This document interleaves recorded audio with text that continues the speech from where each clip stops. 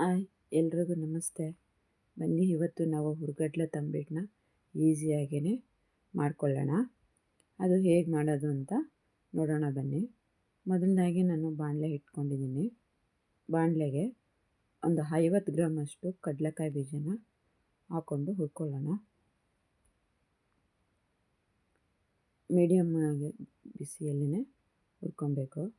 ಅದು ಕೂಲ್ ಆಗೋದಕ್ಕೆ ಬಿಟ್ಟಿದ್ದೀನಿ. ನೆಕ್ಸ್ಟು 3 ಸ್ಪೂನು ಎಳ್ಳು, ಅದನ್ನು ಹುರ್ಕೊಬೇಕು.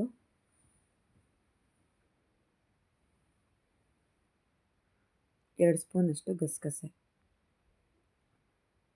ಮಂದ ಉರಿಲೇ ನಿಧಾನಕ್ಕೆ ಹುರ್ಕೊಬೇಕು.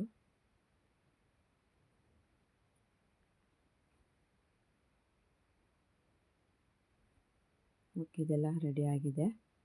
ನೆಕ್ಸ್ಟು ನಾನು ಸಿಪ್ಪೆ ತೆಗೆದಿಟ್ಕೊಂಡಿರೋಂತಹ ಕಡಲೆಕಾಯಿ ಬೀಜನ ಅರ್ಧ ಕ್ವಾಂಟಿಟಿ ಮಾತ್ರ ನಾನು ತರ್ತರಿಯಾಗಿ ಪೌಡ್ರು ಮಾಡ್ಕೊಳ್ತೀನಿ. ನೋಡಿ, ಈ ರೀತಿ ಮಾಡ್ಕೊಬೇಕು. ನಾನು 1/4 kg ಹುರ್ಗಡ್ಲೆ ತೊಗೊಂಡಿದ್ದೀನಿ. ಅದನ್ನು ಜಾರಲ್ಲಿ ಹಾಕ್ಕೊಳ್ಳೋಣ. ಅದ್ರ ಜೊತೆಗೆ 4 ಏಲಕ್ಕಿಕಾಯಿ, ನಾನೇನು ತೆಗೆದಿಟ್ಕೊಂಡಿದ್ದು ಕಡಲೆಕಾಯಿ ಬೀಜ ಉಳಿದಿದ್ದು ಅದನ್ನು ಹಾಕ್ಕೊಳ್ಳೋಣ. ಅದನ್ನು ಹಾಕ್ಬಿಟ್ಟು ನೀಟಾಗಿ ಈ ರೀತಿಯಾಗಿ ಪೌಡ್ರ್ ಮಾಡ್ಕೊಳ್ಳೋಣ. ಬೌಲ್ಗೆ ಹಾಕಿ ಅದಕ್ಕೆ ಹುರಿದಿಟ್ಕೊಂಡಿರೋ ಎಳ್ಳು, ಗಸಗಸೆ, ನಾನಿಲ್ಲಿ 1 ಹೋಳು ಕೊಬ್ಬರಿ ತುರಿನ ಸಿಪ್ಪೆ ತೆಗೆದ್ಬಿಟ್ಟು ತುರಿದ್ಬಿಟ್ಟು ಇಟ್ಕೊಂಡಿದ್ದೀನಿ. ಅದು ವೈಟ್ ಕಲರ್ ಹಾಕಿದ್ರೆ ತುಂಬ ಚೆನ್ನಾಗಿರುತ್ತೆ. ಎಲ್ಲನೂ ಮಿಕ್ಸ್ ಮಾಡಿಕೊಂಡು ಈಗ ಒಂದು ಸೈಡ್ಗೆ ಇಟ್ಕೊಳ್ಳೋಣ. ನೆಕ್ಸ್ಟ್ ಪಾಕ ರೆಡಿ ಮಾಡ್ಕೊಳ್ಳೋಣ. ನಾನಿಲ್ಲಿ 1/4 kg ಹುರ್ಗಡ್ಲೆ ಇಷ್ಟೇ ಕ್ವಾಂಟಿಟಿ ತೊಗೊಂಡಿರೋದ್ರಿಂದ 200 ಗ್ರಾಮ್ ಅಷ್ಟು ಬೆಲ್ಲನ ಅಷ್ಟು ಮುಳುಗೋಷ್ಟು ನೀರು ಹಾಕ್ಕೊಂಡು ನೀರು ಪಾಕ ಮಾಡ್ಕೊಳ್ಳೋಣ. ಗಟ್ಟಿ ಪಾಕ ಮಾಡಬಾರ್ದು. ಒಂದು ಸ್ವಲ್ಪ ನೀರು ಹಾಕ್ಕೋಬೇಕು.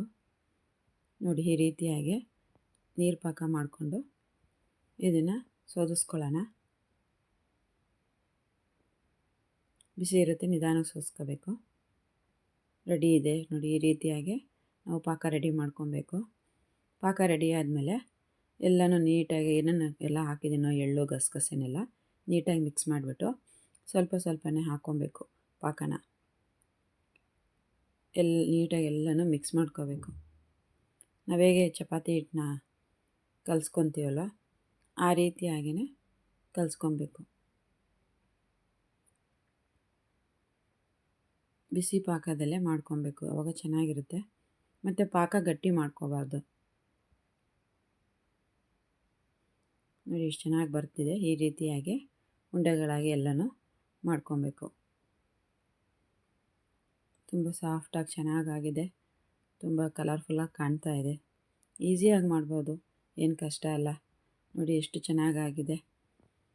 ನಾನು ಮಾಡಿದ ಅಡುಗೆ ನಿಮ್ಗೆ ಇಷ್ಟ ಆದರೆ ಒಂದು ಲೈಕ್ ಕೊಡಿ. ನನ್ನ ಚಾನಲ್ ಸಬ್ಸ್ಕ್ರೈಬ್ ಆಗಿ. Thank you.